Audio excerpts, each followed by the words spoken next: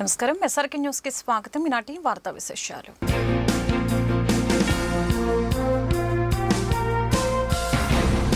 జిల్లా కేంద్ర సహకార బ్యాంకులో జరిగిన అక్రమాలపై విచారణ చేపట్టాలని ఉద్యోగులు డిమాండ్ చేస్తున్నారు. ఈ మేరకు ఏఐటీయూసీ నేతృత్వంలో బ్రాడీపేటలోని బ్యాంక్ ఎదుట సోమవారం ధర్నా నిర్వహించారు. నకిలీ ఆధార్ కార్డులు, పాస్ పుస్తకాలను పెట్టి కోట్ల రూపాయల బ్యాంకు సొమ్ముని దోచేశారని యూనియన్ నేతలు రవికుమార్, రాధాకృష్ణ ఆరోపించారు. బ్యాంకు సొమ్ముని దోచేసిన వారిని వదిలిపెట్టే ప్రసక్తి లేదని, అధికారుల్ని బాధ్యుల్ని చేస్తూ చర్యలు తీసుకోవడం సమంజసం కాదని చెప్పారు. అధికారుల ఆస్తుల్ని అటాచ్ చేసే కార్యక్రమాన్ని వెంటనే నిలిపివేయాలని చెప్పారు. జీడీసీసీ బ్యాంకులు రుణాల పేరుతో దోపిడీ చేసిన అసలైన నిందితుల్ని గుర్తించి చట్ట ప్రకారం చర్యలు తీసుకోవాలని అన్నారు. లేని పక్షంలో నిరంతరం ఆందోళన కొనసాగిస్తామని చెప్పారు. మేడా హనుమంతరావు, రావుల అంజుబాబు తదితరులు పాల్గొన్నారు.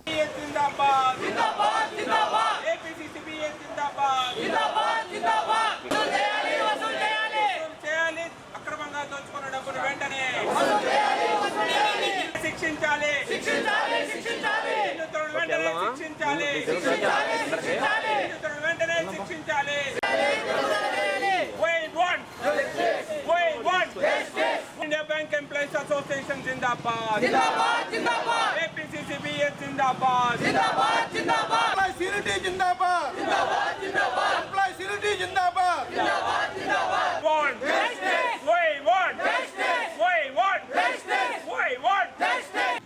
ఈరోజు గుంటూరు జిల్లా సహకార కేంద్ర బ్యాంక్ వద్ద సహకార సంఘ ఉద్యోగులు, బ్యాంకు ఉద్యోగులు నిరసన దీక్ష చేపట్టడం జరిగింది. దీనికి కారణం ఏంటంటే, గుంటూరు జిల్లా సహకార కేంద్ర బ్యాంకుని మోసం చేసి ఒక ముఠా ఉద్దేశపూర్వకంగా పట్టాదారు పాస్బుక్లు, టైటిల్ డీడ్లు, రెవెన్యూ రికార్డు, ఆధార్ కార్డులు, పాన్ కార్డులు మొత్తం కూడా ట్యాంపర్ చేసి పెద్ద మొత్తంలో రుణాలు పొందడం జరిగింది. దీనిపై 51 ఎంక్వైరీ జరిగింది. అనేక విచారణలు జరిగాయి. నిందితుల నుంచి ₹1 కూడా వసూలు చేసే ప్రయత్నం చేయకుండా దీనికి బాధ్యులుగా జిల్లా సహకార కేంద్ర బ్యాంకు మేనేజర్లు, సూపర్వైజర్లుగా ఎవరైతే 7 బ్రాంచుల్లో విధులు నిర్వహించున్నారో వాళ్ళ ఆస్తులను అటాచ్ చేయటం, వారిపై క్రిమినల్ చర్యలు చేపట్టే విధంగా ముందుకు సాగటం జరుగుతుంది. దీన్ని నిరసిస్తూ ఇటీవల కాలంలోనే కలెక్టర్ గారిని, జాయింట్ కలెక్టర్ గారిని, సహకార అధికారులందరినీ కూడా కలవడం జరిగింది. పోలీస్ శాఖ నుంచి ఎస్పీ గారిని, ఏఎస్పీ గారిని కూడా కలవడం జరిగింది. నిజమైన నిందితుల్ని ఉద్దేశపూర్వకంగా బ్యాంకును మోసం చేసి పెద్ద మొత్తంలో సొమ్ముని దోచుకున్నటువంటి వారిని శిక్షించకుండా అమాయకమైన ఉద్యోగులపై ఇలాంటి చర్యలు చేపట్టడం సమంజసం కాదని చెప్పి అందరికి కూడా తెలియజేయడం జరిగింది. అందరూ కూడా మీ ఎంప్లాయీస్ తప్పు చేయలేదు, మాకు తెలుసు, ఎలాంటి ఇబ్బందులు ఉండవు, మీరు ధైర్యంగా ఉండండి అని చెప్తున్నారు. చెప్తూనే ఒకవైపు నుంచి వాళ్ళ ఆస్తులు అటాచ్ చేయడం జరుగుతుంది, క్రిమినల్ కేసుల్ని మూవ్ చేయడం జరుగుతుంది. దీనికి నిరసనగా ఏవైతే క్రిమినల్ కేసులు మూవ్ చేసి ఉన్నారో, సర్చార్జ్ నోటీసులు ఇచ్చి ఆస్తులను అటాచ్ చేయాలన్నారో వాటిని రద్దు చేయాలని చెప్పి మేము ఈరోజు ఆందోళన కార్యక్రమం చేపట్టడం జరుగుతుంది. రేపు ఉదయం కలెక్టరేట్ ముందు కూడా ధర్నా కార్యక్రమం ఉంది. ఇవాళ రేపు గుంటూరు జిల్లా కేంద్ర సహకార బ్యాంకు ఉద్యోగుల ఆందోళన కార్యక్రమానికి సిద్ధమయ్యారు. దీనికి ప్రధాన కారణం 2020-21 సంవత్సరాల్లో జనమందరూ కోవిడ్ మహమ్మారితో బాధపడుతూ ఉంటే, ఇబ్బందులు పడుతూ ఉంటే కొంతమంది ఒక ముఠాగా చేరి ఈ జిల్లాలో ఉండేటువంటి బ్యాంకుల్ని ఏ విధంగా దోచుకోవాలనేటువంటిది ప్రణాళికాబద్ధంగా ఒక ప్లాన్ తయారు చేసుకొని కేవలం ఈ జిల్లా బ్యాంకు, సహకార సంఘాలే కాకుండా కొన్ని కమర్షియల్ బ్యాంకులు, నేషనలైజ్డ్ బ్యాంక్స్ని కూడా ఏ విధంగా దోచుకోవాలనేటువంటిది ఒక ప్రణాళిక సిద్ధం చేసుకొని మొత్తం అన్ని రికార్డు మొత్తం కూడా ట్యాంపర్ చేసి, మార్చేసి నకిలీ రైతుల్ని ఒక 54 మంది, 58 మంది నకిలీ రైతుల్ని తయారు చేసి వాళ్ళని బ్యాంకులకు పంపించి, సొసైటీలకు పంపించి ఆధార్ కార్డు నకిలీ, పాస్బుక్ నకిలీ, పాన్ కార్డు నకిలీ, మీ రైతు పోర్టల్లో మార్పులు చేసి మీ భూమి పోర్టల్లో మార్పులు చేసి మొత్తం ఒక ప్రణాళికాబద్ధంగా 11 కోట్ల రూపాయలు ఈ సొసైటీల నుంచి దోచుకోవటం జరిగింది. వీళ్ళల్లో అప్పటికే కొన్ని సొసైటీలు పోలీసు రిపోర్ట్లు ఇచ్చారు. పోలీసులు వెంటనే స్పందించి కొంతమందిని అరెస్ట్ కూడా చేశారు, ఎఫ్ఐఆర్లు చేశారు. వాళ్ళు కొంతమంది మేమే చేశాం, మాకు 5,000 ఇచ్చారు, ఈ డబ్బు మొత్తం మేము పలాని వాళ్ళకి ఇచ్చామని చెప్పి పోలీస్ స్టేషన్లో స్టేట్మెంట్లు ఇచ్చారు. ఆ వివరాలన్నీ వదిలిపెట్టి వాళ్ళని కాపాడుతున్నారా లేకపోతే ఏం చేస్తున్నారా అనేటువంటిది ప్రజలకు వదిలేస్తున్నాం. ఇప్పుడు వాళ్ళందరినీ వదిలిపెట్టి అసలైన దోషులను వదిలిపెట్టి వాళ్ళెవరో తేల్చకుండా వాళ్ళ మీద క్రిమినల్ చర్య తీసుకోకుండా వాళ్ళు తీసుకెళ్ళినటువంటి డబ్బుని దోచుకున్నటువంటి డబ్బుని బయటకు తీసుకురాకుండా ఎంప్లాయీస్ మీద పడి ఎంప్లాయీస్ దగ్గర నుండి ఆస్తులు స్వాధీనం చేసుకోవటం, ఎంప్లాయీస్ మీద కేసులు పెడతామని చెప్పటం, ఇష్టం వచ్చినట్టు నివేదికలు రాసుకోవటం, అధికారులు చేస్తున్నటువంటి ఈ పనిని మేము పూర్తిగా ఖండిస్తున్నాం.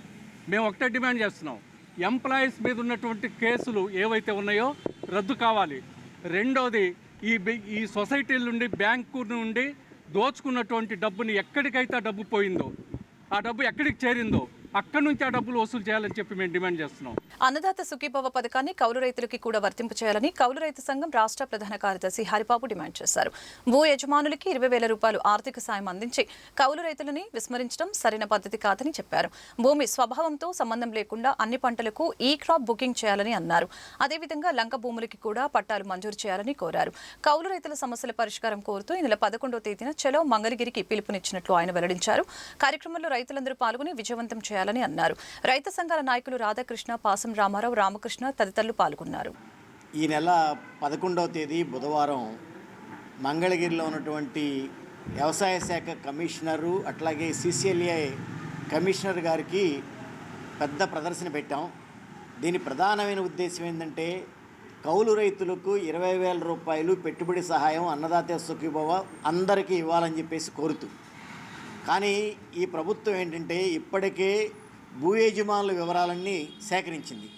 అంటే భూ యజమానుల వివరాలు మాత్రమే సేకరించి కౌలు రైతుల వివరాలు సేకరించుకోకుండా కౌలు రైతులందరికీ కార్డులు ఇవ్వకోకుండా ఈ నెల 20వ తేదీన అన్నదాత సుఖీభవ వేసేస్తామని చెప్పేసి ముఖ్యమంత్రి గారు ప్రకటించారు. అంటే భూ యజమానులకే అన్నదాత సుఖీభవ వేసేట్టుగా ఈ ప్రభుత్వం వైఖరి ఉంది. ఇది చాలా దుర్మార్గం. రాష్ట్రంలో 100కి 70-80% భూమిని కౌలు రైతులే సాగు చేస్తున్నారు. కౌలు రైతులే పెట్టుబడి పెడుతున్నారు. పెట్టుబడి సహాయం పెట్టుబడి పెట్టిన కౌలు రైతులకు ఇవ్వాల్సిన బాధ్యత ప్రభుత్వం మీద ఉంది. కానీ ప్రభుత్వం అట్లాంటి బాధ్యతని మర్చిపోయినట్టుగా అనిపిస్తుంది. ఎన్నికల ముందు చెప్పింది ఒకటి, ఎన్నికల తర్వాత చేసేది ఇంకొకటిలాగా అనిపిస్తుంది.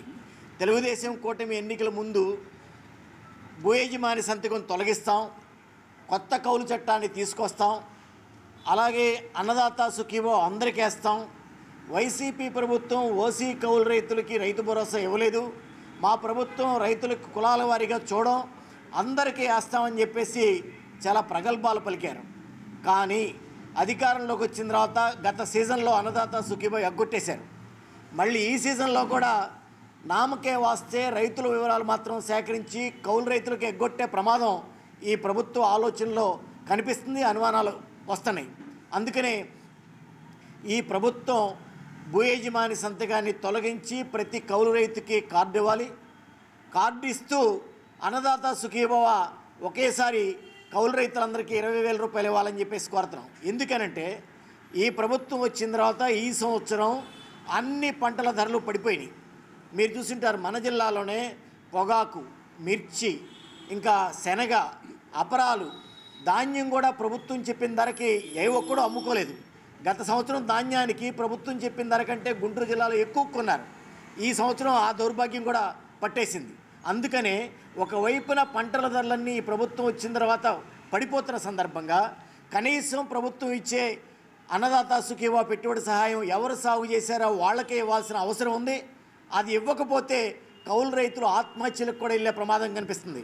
ఇప్పటికే పొగాకు మాటలు కోటలు దాటిచ్చారు, కానీ ఇంతవరకు చెక్కుల పేరుతో కొనే పరిస్థితి కనిపించట్లేదు. కౌలు రైతులకి అన్నదాత సుఖీభవ అమలు జరపాలని 20,000 పెట్టుబడి సహాయం అందించాలని చెప్పేసి కోరుతూ 11వ తేదీ ఉదయం 10 గంటలకి మంగళగిరి ఆటో నగర్ దగ్గర ఉన్నటువంటి వ్యవసాయ శాఖ కమిషనర్ కార్యాలయం దగ్గర వందలాది మందితో ధర్నా జరుగుద్ది. ఈ ధర్నాలో కౌలు రైతులు పాల్గొని జయప్రదం చేయాలని చెప్పేసి విజ్ఞప్తి చేస్తూ ఉన్నాం. ఈరోజు మన జిల్లాలో కానీ రాష్ట్రంలో కానీ 70% వ్యవసాయం కౌలు రైతులు చేస్తున్నారు. కానీ కౌలు రైతులు గుర్తింపు కార్డులు కానీ పంట రుణాలు కానీ ఇంతవరకు ఇవ్వాల. కౌలు రైతులు గుర్తింపు కార్డు ఇవ్వాలంటే యజమాని సంతకం కావాలని చెప్పేసి చెప్తున్నారు. భూ యజమాని సంతకం ఎందుకు పెడతాడు? రేపొద్దున వీళ్ళంతా కట్టకపోతే నా పరిస్థితి ఏందని చెప్పేసి ఆయన సంతకం పెట్టలా. కాబట్టి 100% మందికి కూడా కౌలు రైతులకి రుణాలు రావట్లా. ఉదాహరణకి నేను కలెక్టర్ గారు ఇక్కడ మీటింగ్ చేశాడు.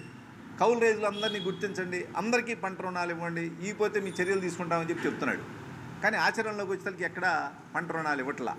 అందుకని కౌలు రైతులకు గుర్తింపు కార్డులు ఇవ్వాలి, పంట రుణాలు ఇవ్వాలి, అన్నదాత సుఖీభవ అమలు జరపాలి. దాంతోపాటుగా యజమాని సంతకంతో నిమిత్తం లేకుండా గుర్తింపు కార్డులు ఇచ్చి పంట రుణాలు ఇవ్వాలని జరిగేటువంటి ఈ ఆందోళనలో ప్రజలంతా పాల్గొనాలని చెప్పేసి, కౌలు రైతులందరూ పాల్గొనాలని చెప్పేసి విజ్ఞప్తి చేస్తున్నాం. నిన్ననే మీరు చూశారు, నల్లబర్లి పొగాకేసి 11 ఎకరాలు వేసినటువంటి రైతు అప్పయిందని చెప్పేసి నిన్న పత్తిపాడు మండలం పెదగొట్టిపాడులో ఆత్మహత్య చేసుకున్నాడు. అట్లానే ప్రకాశం జిల్లాలో 2-3 ఆత్మహత్యలు చేసుకున్నారు. వరికి మద్దతు ధర లేదు, 1740 రూపాయలకి అమ్ముకోవాల్సింది 1300 రూపాయలకి 1400 రూపాయలకి అమ్ముకున్నారు. పత్తి మిర్చి పరిస్థితి అదే. ఒక్క మొక్కజొన్నకి తప్ప దేనికి ఈరోజు గిట్టుబాటు ధర లేనటువంటి పరిస్థితులు ఉన్నాయి. మొన్న ఇటీవల ప్రభుత్వం ప్రకటించినటువంటి మద్దతు ధరలు కూడా నామినల్గా ఉన్నాయి తప్ప అది వ్యవసాయానికి పనికొచ్చే పద్ధతులు లేవు. కాబట్టి ఈ విధానాలకు వ్యతిరేకంగా భవిష్యత్తులో కౌలు రైతు సంఘం, వ్యవసాయ కార్మిక సంఘం ఆందోళన చేస్తాయని చెప్పేసి తెలియజేస్తాం. సమస్యల పరిష్కారం కోరుతూ ఉపాధ్యాయులు ఆందోళన చేపట్టారు. వెబ్ కౌన్సిలింగ్ ని వ్యతిరేకిస్తూ కలెక్టర్ కార్యాలయం వద్ద సోమవారం రిలే దీక్షలు చేపట్టారు. ఆన్లైన్ కౌన్సిలింగ్ నిర్వహించడం ద్వారా ఎస్జీటీ ఉపాధ్యాయులకు తీవ్ర నష్టం జరుగుతుందని ఉపాధ్యాయ సంఘాల ఐక్యవేదిక నాయకులు బసవలింగారావు, కళాధర్ ఆందోళన వ్యక్తం చేశారు. మాన్యువల్ కౌన్సిలింగ్ నిర్వహించడం ద్వారానే బదిలీల ప్రక్రియ సజావుగా సాగుతుందని అభిప్రాయం వ్యక్తం చేశారు. ఆన్లైన్ కౌన్సిలింగ్ ప్రక్రియను రద్దు చేయకుంటే కమిషనర్ కార్యాలయాన్ని ముట్టడిస్తామని సందర్భంగా వారు హెచ్చరించారు. ఉపాధ్యాయులు కూడా ఆన్లైన్ కౌన్సిలింగ్ కి హాజరు కావద్దని సూచించారు.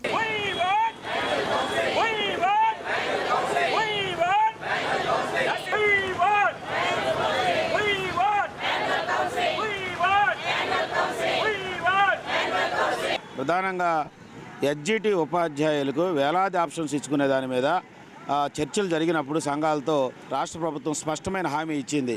ఎస్జీటీలకు మాన్యువల్ విధానంలోనే కౌన్సిలింగ్ జరుపుతూ ఉన్నది. ఆ క్రమం నడుస్తున్న దాంట్లో అధికారుల మాటలు విని మొన్నటిన వెబ్ ఆప్షన్స్ ఇచ్చి బలవంతంగా ఉపాధ్యాయులు ఫోన్లు చేసి వెబ్ ఆప్షన్స్ పెట్టుకోమన్నారు. దాంతో ఒక్కసారి అలజడి వచ్చింది. ఈ అలజడిని ప్రభుత్వం దృష్టికి తీసుకెళ్లినా మొండిగా అధికారులు ముందుకెళ్లారు. దాంతో రాష్ట్ర ఐక్యవేదిక ఒక కార్యాచరణ ప్రకటించి నిన్న డిఓ కార్యాలయం ఎదుట పెద్ద ఎత్తున ఉపాధ్యాయులు ముట్టడి విజయవంతం చేశారు. అయినా నిన్న సాయంత్రం ప్రభుత్వం ఉద్యమాన్ని గౌరవించి మాన్యువల్ కౌన్సిలింగ్ వస్తుందని చెప్పాం. నిన్న సమావేశం ఏర్పాటు చేసి అంతకుముందు ఉన్నటువంటి 2000, 3000 ఆప్షన్స్ని 500 స్లాట్గా విభజించారు. ఇది కూడా నష్టదాయకం అని చెప్పి మేము ప్రభుత్వం దృష్టికి తీసుకెళ్ళాం. అయినా ముందుకు వెళ్ళిపోయినది ప్రభుత్వం. మేము ఒకటే సూటిగా ఈ ప్రభుత్వాన్ని అడుగుతున్నాం, మీరు స్పష్టమైన మాకు హామీ ఇచ్చారు. ఈ హామీ వల్ల మీకు జరుగుతున్న నష్టం ఏంటి? మాన్యువల్ విధానంలో బదిలీ జరిగితే ఈ ప్రభుత్వానికి రూపాయి నష్టం జరుగుతుందా? అవమానం జరుగుతుందా? బాధ కలుగుతుందా? ఏమి జరగవు. కానీ ఆ బాధ మాకు కలుగుతుంది, అశాంతి వస్తుంది, ఆందోళన వస్తుంది. మేము వేలాది ఆప్షన్లు పెట్టుకునే ఒకటి వెసులుబాటు లేదు, ఇది మానసిక అశాంతికి వస్తుందని చెప్పి మీరు చెప్తే కానీ మొండిగా ఈ ప్రభుత్వం చెవులకు ఎక్కించుకోవట్లేదు. అధికారులు అయితే గుప్పుడు మంది అధికారులు వాళ్ళు చెప్పిన మాటే విని ముందుకు పోతున్నారు. వేలాది మంది, లక్షలాది మంది ఉపాధ్యాయుల యొక్క గోడు వినే పరిస్థితి లేదు. అందుకని విద్యాశాఖ మంత్రి గారిని కోరుతా ఉన్నాం, వేలాది మంది ఉపాధ్యాయుల పక్షం ఉంటారా, గుప్పుడు మంది అధికారుల పక్షం ఉంటారా మీరే తెలుసుకోవాలి. ప్రభుత్వం ఇది మంచి ప్రభుత్వం, ఉపాధ్యాయులే మా బలం అని చెబుతున్న మీరు ఉపాధ్యాయులను రాచి రంపాన పెట్టడం మీకు తగునా? గత ప్రభుత్వంలో ప్రవీణ్ ప్రకాష్ రూపంలో రాచి రంపాన పెట్టి ఏ రకమైన భారీ మూల్యం చెల్లించుకున్నారో మీకు తెలియదు కాదు. ఆనాడే ఉపాధ్యాయులకి ఫ్రెండ్లీగా ఉంటాం, ఉపాధ్యాయుల కోరికలు తీరుస్తామని చెప్పారు. డిఏలు, పిఆర్సీలు సకాలంలో ఇస్తామన్నారు. కానీ మేము అడగటలా, మేము అడుగుతుంది బదిలీలని ఒక మాన్యువల్ విధానంలో పెట్టి మమ్మల్ని కోరుకున్న చోటకు పోయే విధంగా, ఒక మానసిక శాంతి కలిగజేసే విధంగా ఇవ్వమన్నాం. కానీ హామీ ఇచ్చి ఇవాళ తొంగలో దొక్కటం ఇది మోసం కాదా? విద్యాశాఖ మంత్రి గారు మీరే అధికారులు నిర్వహించాలి, ఉపాధ్యాయులకు అండగా ఉండాలి. లేని పక్షంలో పెద్ద ఎత్తున ఉద్యమాన్ని శ్రీకారం చుడతాం. ఇవాళ సాయంత్రం లోపు మంచి తీపి కబురు రాకపోతే రేపు సిఎస్సి కార్యాలయాన్ని, విద్యాభవన్ని పెద్ద ఎత్తున ముట్టడించడానికి కూడా వెనకాడమని చెప్పి ఈ ప్రభుత్వాన్ని హెచ్చరిస్తూ ఉన్నాం. గత ప్రభుత్వం ఉపాధ్యాయుల్ని అనేక రకాలుగా వేధించడం జరిగింది. ఆనాడు పాదయాత్రలో కూడా ఈనాటి విద్యాశాఖ మంత్రి నారా లోకేష్ గారు ఉపాధ్యాయులకు నేను ఫ్రెండ్లీగా ఉంటానని, మా ప్రభుత్వం వస్తే సకాలంలో ఇవ్వాల్సినటువంటి డిఏలు కానీ, పిఆర్సీ కానీ, ఐఆర్ కానీ ఇస్తానని చెప్పి ఉపాధ్యాయులకు ఏ ఇబ్బంది కలగకుండా స్నేహపూర్వక వాతావరణంలో పనిచేసుకుందామని కానీ తెలియజేశారు. కానీ ఈ రోజున చూస్తూ ఉంటే మేము పిఆర్సీ, డిఏ, ఐఆర్ కాదు, కనీసం మాన్యువల్ కౌన్సిలింగ్లో ఎస్జీటీలని నడిపించాలని చెప్పి మేము కనిపిస్తూ ఉన్నాం. కానీ ప్రభుత్వం ఈరోజు చూస్తూ ఉంటే మాన్యువల్ కౌన్సిలింగ్ లేదు. మాన్యువల్ కౌన్సిలింగ్ కాకుండా మరి వెబ్ కౌన్సిలింగ్ ద్వారానే నిర్వహిస్తామని చెప్తా ఉన్నారు. ఇవాళ టీచర్లు 3,000 4,000 ఖాళీలని ఆన్లైన్లో పెట్టాలి అని అంటే సిగ్నల్ లేక ఉన్నటువంటి సాఫ్ట్వేర్ సరిగ్గా లేక గతంలో జరిగినటువంటి వెబ్ కౌన్సిలింగ్లో కూడా అనేక రకాలైనటువంటి నష్టాలు పోయారు. నిన్న చూస్తే మనం గుంటూరు జిల్లాలో 2,000 మంది టీచర్లు డిఈఓ కార్యాలయం ముట్టడిలో పాల్గొన్నారు. అదేవిధంగా రాష్ట్రంలో 30,000 మంది టీచర్లు నిన్న పాల్గొన్నారు. మరి ప్రభుత్వం ఎంత పెద్ద ఎత్తున ఉపాధ్యాయులు ఉద్యమం చేస్తూ ఉంటే ఎందుకు వీళ్ళు ఎంత బాధపడుతున్నారు, ఎందుకు వీళ్ళు డిమాండ్ అని పరిశీలించాలి. రెండోది, వాళ్ళు ఇచ్చినటువంటి హామీనే మనం అమలు జరపమంటున్నాం. మనమే కొత్త డిమాండ్ తీసుకెళ్ళి వాళ్ళ ముందు పెట్టలా. వాళ్ళు గతంలో ఇచ్చిన చర్చల్లో మీకు మాన్యువల్ కౌన్సిలింగ్ పెడతామని ఇచ్చిన హామీనే అమలు జరపమని చెబితే దాన్ని చేయకపోగా ఈరోజు ఇంకా బలవంతంగా ఎంఈఓల ద్వారా ఫోన్లు చేసి ఆడిట్కి రమ్మని చెప్పి అనేక రకాల రూపాల్లో టీచర్లని ఇబ్బంది పెడతా ఉన్నారు. ఇది సరైన విధానం కాదు. ఈ విధానం ఇప్పటికైనా మానుకొని మాన్యువల్ కౌన్సిలింగ్ పెట్టకపోతే రేపు కమిషనర్ కార్యాలయం ముట్టడి జరుగుతుందని చెప్పి దానికి ప్రభుత్వమే బాధ్యత వహించాల్సి వస్తుందని చెప్పి మీ ద్వారా తెలియజేసుకుంటా ఉన్నాం. కలెక్టర్ కార్యాలయంలో సోమవారం జరిగిన పీజీఆర్ఎస్ కార్యక్రమానికి ఫిర్యాదుదారులు పెద్ద సంఖ్యలో తరలివచ్చారు. ఈ మేరకు ఇన్ఛార్జి కలెక్టర్ భార్గవ్ తేజ ఇతర అధికారులు ప్రజల వద్ద నుంచి ఫిర్యాదులను స్వీకరించారు. ప్రధానంగా పింఛన్లు, రేషన్ కార్డులు, భూ సర్వే, భూ ఆక్రమణలు, అధికారుల నిర్లక్ష్యంపై అధికంగా ఫిర్యాదులు అందాయి. ప్రజల నుంచి ఫిర్యాదులను స్వీకరించిన అధికారులు తక్షణమే పరిష్కారం చేయాలని సంబంధిత శాఖలకు ఆదేశాలు జారీ చేశారు. ఫిర్యాదుల్ని అందజేసిన బాధితులు ఈ సందర్భంగా తమ సమస్యల్ని గురించి మీడియాతో మాట్లాడారు. నేను కోర్టుకి వెళ్ళా నాకు న్యాయం జరగలేదు. సమస్య అంటే ఇంటి సమస్య ఏంటి సార్? ఇంటూ 10 ఏళ్ళ మించి ముగ్గురు అన్నదమ్ముళ్ళు లేదిస్తున్నారు. మా అమ్మోళ్ళది పొర్చూరు. ముగ్గురు అన్నదమ్ముళ్ళు లేదిస్తున్నారు. ఏమో ఇంకా తెలుసుకుంటారు అనుకున్నా. ఇంకా లేదు, ఎక్కువ అయిపోతున్నారు. ఇంటి ఆస్తి కూడా ఇంట్లో నుంచి కూడా ఎల్లగొట్టాడు మమ్మల్ని. ఎల్లగొట్టి ఎవరు చెప్పుకుంటారో చెప్పుకోండి అన్నారు సార్. అన్నాక నేను ఇంక బయటకు వచ్చా. రేత్రి పిల్లల్ని నన్ను కొట్టి గందరగోళం చేశారు. మా బావ కొట్టి గందరగోళం చేస్తే నేను బయటకు వచ్చేసాను. మా ఆయన నేను బయటకు వచ్చేసి 5 ఏళ్ళు పెట్టి కద్దుకుంటున్నాం. తేలేటప్పుడు అదే తేలిద్దులని తేలితే ఇంకా మాకు చెప్పలేదు, ఏం లేదు. నేను పిల్ల డెలివరీ అప్పుడు ఇంకా అంత హాస్పిటల్లో ఉండ. అప్పుడు ఇల్లు పగలు కొట్టారు. మాకు చెప్పలేదు, ఏం లేదు. 10 మందిలో పెద్దల్లో డబ్బులు ఇస్తామని సంతకాలు పెట్టించారు. వాళ్ళతో మాట్లాడారు. ఆ డబ్బులు ఇవ్వలేదు మాకు. వాటా వచ్చి చాలు మాకు. మా ఇంట్లో కూడా వాటాలో నాకు స్థలం లేదు. నేను పొద్దున వెళ్ళా. కొట్టి గందరగోళం చేసి చక్కలు ఆపండి, ఇది కోర్టులో ఉందన్నా కూడా మేము ఆపము, మాకు ఎవరు చెప్పుకుంటాం, నీ చేతైన వాళ్ళు చెప్పుకో. వేసాను సార్ నేను కేసు. ఇల్లు పడేశారు. కోర్టులో జరుగుతూనే ఉంది. ఇల్లు పడేసేసారు. నాకు న్యాయం కావాలి సార్. నా స్థలం నాకు వచ్చేటట్టు కావాలి. నాకు చెంటున్నర వచ్చింది. చెంటున్నరలో ఇల్లు అసలు ఒక్క రవ్వ కూడా లేదు, పడేసేసారు సార్. మీ చేతైన వాళ్ళు చెప్పుకోమన్నారు. మార్కాపురం అయితే వచ్చి ఇక్కడ ఉంటున్నాం. సొంత ఇల్లే మాది. ఇట్లా సంతోష్ నగర్ ఫస్ట్ లైన్. మేము కర్రీస్ పాయింట్ పెట్టుకుంటే దాని మీద వాళ్ళు డిస్టర్బెన్స్గా ఉంది మాకు, తీసేయండి అని అన్ని కంప్లైంట్లు పెట్టి క్లోజ్ చేయాలని చూస్తారు. అదే కదా సార్ మాకు తెలియంది. ఇప్పుడు మా ఆడపడుచు భర్త పోయిండు, మా దగ్గరే ఉండాలి కదా, మేమే చేసుకోవాలి కదా. మరి మేము చేసిన ప్రాబ్లం ఏంది వాళ్ళకి? మాకు న్యాయం జరిగేతాడు చూడండి సార్. స్థలం మాది, పన్ను కడుతుండ్రు. ఇంటి వెనకాల వాళ్ళు కుమార్ పేరు అబ్బాయిది. వాళ్ళు ఈ మధ్య నెల కింద కొన్నారంట. కొన్న కాంచి ప్రాబ్లం పెడుతుంది. ఆ అబ్బాయి ఉండబట్టి కూడా 6 సంవత్సరాల నుంచి ప్రాబ్లం ఇవ్వాలి. ఎందుకు వచ్చింది మాతోటి వాళ్ళకి? మాతో బాగానే ఉంటాడు, మంచిగా ఉండే చేసాడు సార్ ఇదంతా. అది మాకు వచ్చిన ప్రాబ్లం ఇది. మరి ఏదైనా న్యాయం చేస్తారని వచ్చినాం ఇక్కడ కంప్లైంట్ ఇద్దామని. మా ఆవిడ కడుపుతో ఉంది, మాకు వాసన వస్తుంది, స్ప్రెల్ పడతలేదు. మరి కర్రీస్ పాయింట్కి ఏం స్ప్రెల్ వస్తుంది సార్? నాకు అర్థం కావటం లేదు. అట్లనే కంప్లైంట్లు పెట్టిండంట మున్సిపాలిటీలో ఉండరా, కొట్టు తీసేయాలా అని. ఇప్పుడు మా పేపర్ వాళ్ళ పేపర్ చూస్తే కరెక్ట్గా ఉంటే మరి న్యాయం చేయరు సార్. మాకు అన్యాయం వద్దు, న్యాయమే కావాలా. నా రాజధాని అమరావతి అని మహిళలు గర్వంగా చెప్పుకుంటూ ఉంటే వారిని కృష్ణంరాజు వేశ్యలతో పోల్చడం సమంజసం కాదని బీజేపీ గుంటూరు తూర్పు నియోజకవర్గ కన్వీనర్ శనిక్కల ఉమాశంకర్ ధ్వజమెత్తారు. కొత్తపేటలోని క్యాంపు కార్యాలయంలో పార్టీ నాయకులతో కలిసి ఉమాశంకర్ మాట్లాడారు. మహిళల్ని గౌరవించేలాగా పార్టీలు వ్యవహరించాలని హితో పలికారు. మహిళల్ని అగౌరవపరిచి రాజధాని ప్రతిష్టతను దిగజార్చవద్దని అన్నారు. జనసేన 6వ వార్డు ఉపాధ్యక్షురాలు హైమావతి, 6వ మండల అధ్యక్షులు పవన్, విజయశ్రీ, సురేష్ కుమార్ జైన్ తదితరులు ఈ సమావేశంలో పాల్గొన్నారు. ఈరోజు 6వ మండలంలో మీటింగ్ పెట్టుకొని ఏదైతే సాక్షి న్యూస్లో వచ్చిన డిబేట్ గురించి చాలా బాధాకరంగా ఉంది. మహిళల్ని అంత చులకనగా మాట్లాడటం, ప్రతి వాళ్ళు తలెత్తుకొని నా రాజధాని అమరావతి అని చెప్తున్న తరుణంలో అమరావతిని ఇంత దారుణంగా కించపరిచే మాటలు, మహిళల్ని కించపరిచే మాటలతోటి మన ప్రజలందరి మనసు ఆవేదనకు గురవుతుంది. రాష్ట్రం అంతర్జాతీయంగా మనం ఫోకస్ అవ్వాలి, ఎలా అభివృద్ధి చేయాలని చెప్పి కూటమి ప్రభుత్వం, చంద్రబాబు నాయుడు గారు, పవన్ కళ్యాణ్ గారు, అటు పురంధేశ్వరి గారు, మోడీ గారు ఆలోచిస్తుంటే దాన్ని ఎలా కూల్చేయాలో ప్రణాళిక రాస్తున్నట్టు అనిపిస్తుంది. ప్రజలందరూ దీన్ని గమనించాల్సిన అవసరం ఉంది. ఎక్కడైతే స్త్రీ గౌరవించబడుతుందో అక్కడ అభివృద్ధి, సంపద చేకూరుతుంది. అలాగా మన రాజధాని మనం నిర్మించుకుంటుంటే మరి ఇలాంటి అనుచితమైన వ్యాఖ్యలతోటి ఇవాళ దాన్ని కొంగదీయాలని ప్రయత్నం చేస్తున్నారు. నరేంద్ర మోడీ గారి లైఫ్లో ఒక చిన్న ఇన్సిడెంట్ ఇవాళ చెప్పాలనుకుంటున్నాం మీ అందరికీ. ఆయన ఒకసారి మీటింగ్ అటెండ్ అయ్యి ఢిల్లీలో రిటర్న్ వెళ్తున్నప్పుడు ఆయనకి రిజర్వ్ టికెట్ ఉంది, బర్త్ ఉంది, అన్నీ ఉన్నాయి.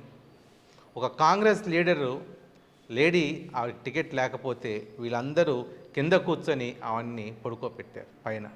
అప్పుడు అపోజిషన్లో ఉన్నారు నరేంద్ర మోడీ గారు. అంత గౌరవం ఇచ్చేవాళ్ళు నరేంద్ర మోడీ గారు. ఆవిడ దిగి ఓపెన్ స్టేట్మెంట్ ఇచ్చింది, ఆ రోజు బీజేపీ వాళ్ళు అక్కడ ఉన్నారు కాబట్టి నేను ధైర్యంగా ట్రైన్ ఎక్కి రాగలిగాను. అటువంటి మహిళల్ని గౌరవం ఇచ్చే సంస్కృతి నుంచి అన్నీ ఉండాలి తప్పితే పార్టీసు ఇలాగ మహిళల్ని కించపరిచే విధంగా మాట్లాడకూడదు. అందుకని నరేంద్ర మోడీ గారు మన రాష్ట్రాన్ని, మన దేశానికి అధ్యక్షులు అయ్యారు. చంద్రబాబు నాయుడు గారు లాంటి గొప్పవాళ్ళు, పవన్ కళ్యాణ్ లాంటి వాళ్ళు మన రథసారథులు అయ్యారు. మహిళల్ని గౌరవించండి, గౌరవించడం తెలుసుకోండి. ఇలాగా అనుచితమైన వ్యాఖ్యలు చేసి మన రాజధాని యొక్క గౌరవాన్ని దిగజార్చేటట్టుగా చేయొద్దు. ఇది యావత్ రాష్ట్రం ప్రజలందరూ కూడా ఈ యొక్క మాటలకి చాలా బాధపడుతూ గాయపడ్డారన్న సంగతి తెలుసుకొని వెంటనే దీని చర్యలు తీసుకోవాల్సిందిగా కోరుతున్నాం. State bank of India officers association సమావేశం గుంటూరులో ఘనంగా జరిగింది. బ్యాంక్ ఉద్యోగుల సమస్యలపై సుదీర్ఘంగా చర్చించి పలు తీర్మానాలు చేశారు.